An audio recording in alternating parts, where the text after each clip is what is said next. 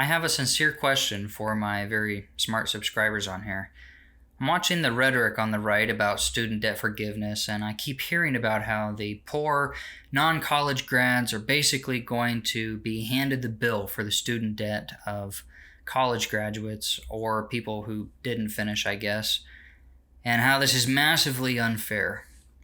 But, and this is critical, for as long as I've been on the right, which is to say my whole life, I have always heard conservatives retort that the wealthy do pay their fair share. In fact, they're paying more than their fair share. And I'm reminded of passages in Mark Levin books that quote the CBO or the GOA, which show exactly that. And I can't remember what book this passage is from, but I do have the quote saved.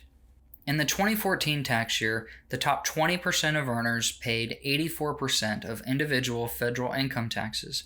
Indeed, the top 1% of earners paid nearly half of the federal income tax. The bottom 40% of earners paid no federal income taxes. Even more, they received federal government subsidies, including the Earned Tax Income Credit, amounting to tens of billions of dollars. Here's another passage I found from his book, The Liberty Amendments. It follows that the higher income earners account for most of the individual income tax revenue that the federal government receives.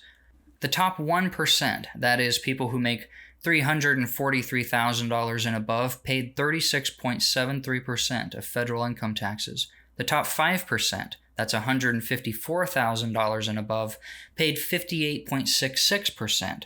The top 10%, that's $112,000 and above, paid 70.47%.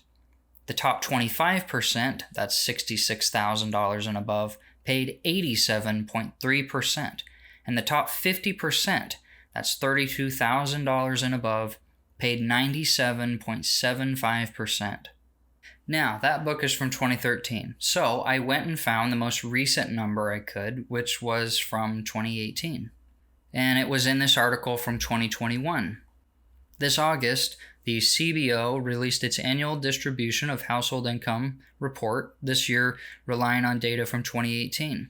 The report examines the distribution of household income as well as taxes and transfer payments. The data shows that top-earning households pay substantial federal taxes. Notably, while the top 1% of earners took home 18% of the market income in 2018, they paid 25% of all federal taxes. By the same token, the top 20% of earners received 59.1% of market income, yet paid 68.9% of federal taxes.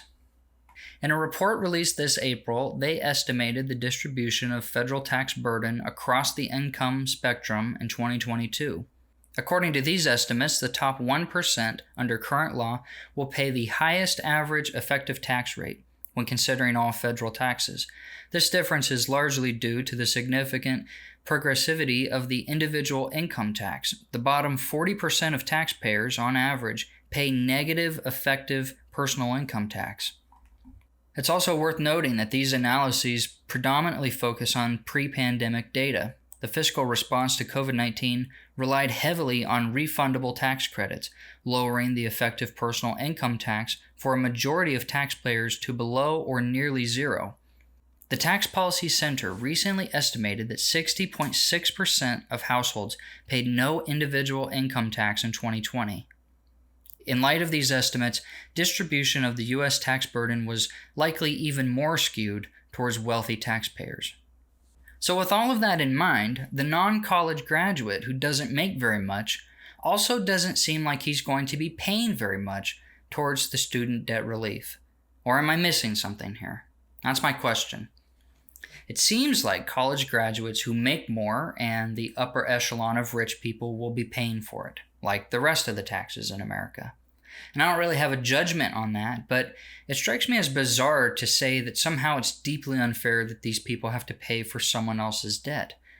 Let's be honest here, a massive part of the federal budget every year goes to entitlement programs, where we pay for things that people didn't earn. The outrage over student debt would be warranted if that was the first time you'd ever heard of the government stealing our money and giving it to someone who didn't deserve it. But yet our government has made that They're a top priority in literally everything they do, from Ukraine to COVID PPE loans to big bank bailouts to Hunter Biden, Nancy Pelosi to Hillary Clinton. It's all one big robbery, one big money laundering scheme.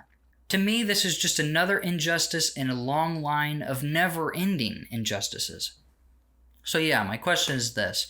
Are the Republicans throwing away all the data they used to quote in order to somehow use this event to dunk on the libs? Which is what I think they're doing. Or am I missing something? Let me know down in the comments. Peace.